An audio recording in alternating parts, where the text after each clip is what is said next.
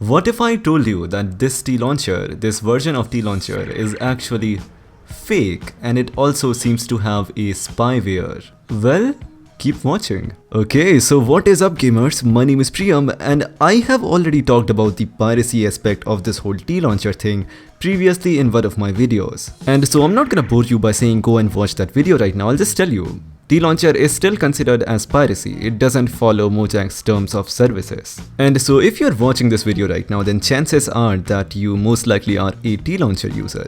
And heck, even I was a T-Launcher user before 2017, that was the year when I bought Minecraft. And even big creators like Kyari Minati use T-Launcher. Busted. And I'm not even gonna blame anyone for doing the same. I mean, like, look at how convenient it is to get T-Launcher. It is literally out there on a public.org domain, which makes it feel like you're downloading a third-party mod or something instead of doing piracy, which would normally involve torrent or something. And the fact that this website is out there from almost a decade now makes me feel like Mojang just doesn't care. A video on this very soon, so stay tuned. Now here's a confession. Although I own an original copy of Minecraft on my PC, on my iPhone, on Windows 10 and even on an Android phone, I still use T-Launcher sometimes because it gives you so many features that the official launcher does not. For example, one-click install Optifine, same with Forge. You can also change your names and all that stuff. And all of that is very helpful to me because I own a Minecraft server, which by the way, if you want to play in that, make sure that you join our Discord, link is in the description. We are also giving away a copy of Forza or Sea of Thieves, so hurry up. But coming back to it, I recently have not been using T-Launcher because something just caught my eye on Reddit. And that actually is this comment right here. Now this was actually posted on r/pirated games and someone was just asking which is the best Minecraft launcher, and that kind of question will clearly bring everyone's thoughts to T-Launcher because that is the most popular one out there. And so Reddit user Zoe It's an Alt has commented this. This is about T-Launcher and I know it is huge, but I'll just make things simple for you. So firstly, there is a link to AnyAppRun, which is a website for malware testing on any OS, and in this case, they're running T-Launcher on Windows 7. And so the first thing that was discovered after doing so is that T-Launcher actually reads your DXDiag, which is basically a report of a lot of things in your OS, and they also seem to take this data to their server.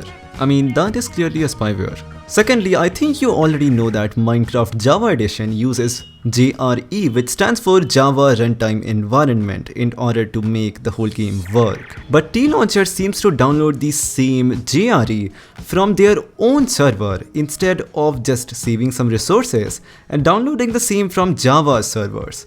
Why are they downloading it from their own server? There must be a reason, and that also creates a red flag for me because there is a chance that those JRE files might be modified or something. And you might think, okay, this is a modification because T-Launcher is a crack, right?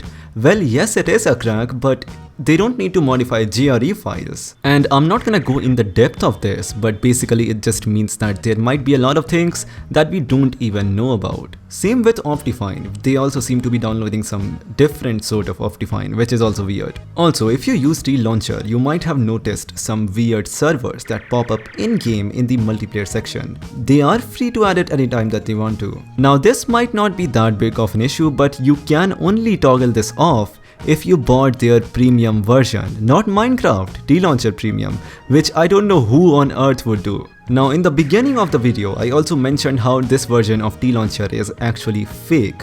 Although you may not find many sources for this, but it seems like the real T-Launcher, which is now called TL Legacy for whatever legal reasons, is the real deal and it's from Russia. This T-Launcher is just a copy for it.